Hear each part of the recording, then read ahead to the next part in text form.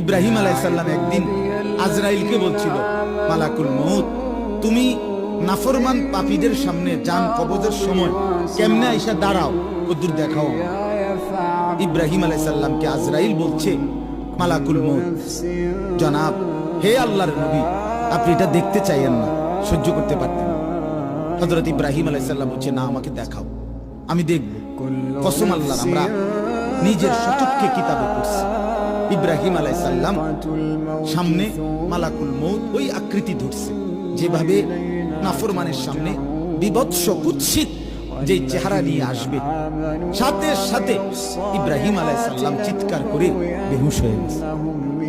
হুঁশ আসার পরে ইব্রাহিম নবী আল্লাহকে হাত তুলে বলছে, মাওলা, কোন নাফরমান পাপীর জন্য মালাকুল মউত আজরাইল মৃত্যুর সময় যে দৃশ্যে দাঁড়াইলো, এইটা দেখলেই তার আযাবের জন্য